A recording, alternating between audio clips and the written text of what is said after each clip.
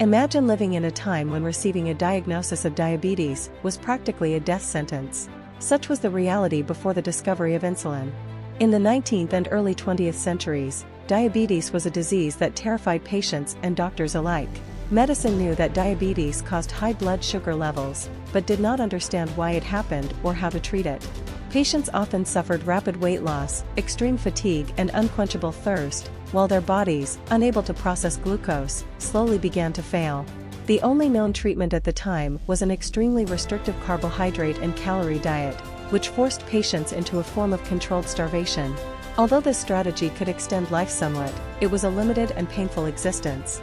Worse, the disease most often affected the young, especially children, who faced a tragic and cruel fate.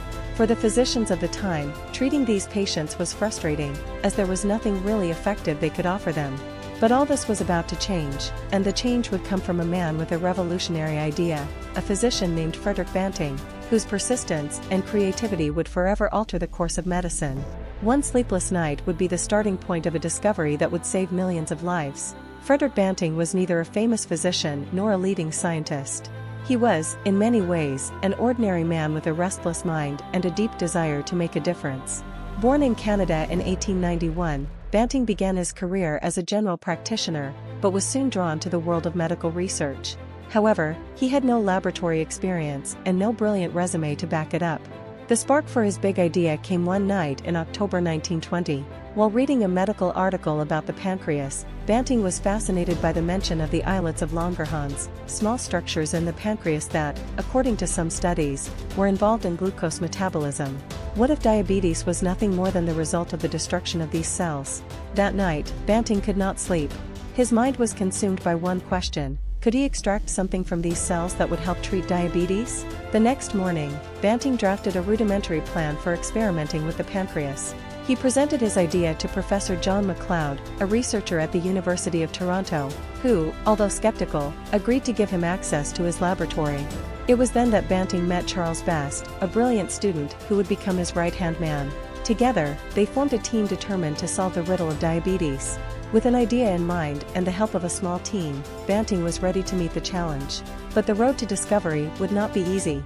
In the summer of 1921, Frederick Banting and Charles Best began their experiments in a modest laboratory at the University of Toronto. With few resources and rudimentary equipment, their mission was as ambitious as it was dangerous: to extract a substance from the pancreas that could control blood sugar levels. They worked tirelessly, performing surgery after surgery on dogs, to study how the pancreas worked. Although the first few weeks were filled with failures, Banting and Best did not give up.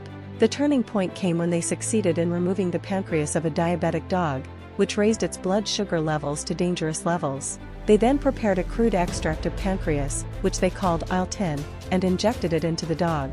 The results were astonishing. The animal's blood sugar level began to drop rapidly. The dog, previously weak and lethargic, regained energy and vitality. For the first time, Banting and Best saw that their idea could work. However, there was still much to be done. The extract they had created was crude and impure, and could not be administered to humans. It was then that the team received help from biochemist James Collip, who worked to purify the insulin extract and make it safe for use in people.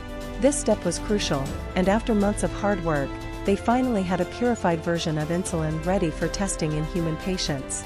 The first clinical trial was conducted in January 1922 on Leonard Thompson, a 14-year-old boy who was on the verge of death due to diabetes. The first initial dose had little effect, but after adjusting the formula, the second dose changed everything. Leonard regained weight, strength, and, above all, hope. The team had achieved the unthinkable. The discovery of insulin marked a before and after in medicine, but Banting's story does not end here. Now, the struggle was focused on bringing this treatment to the whole world.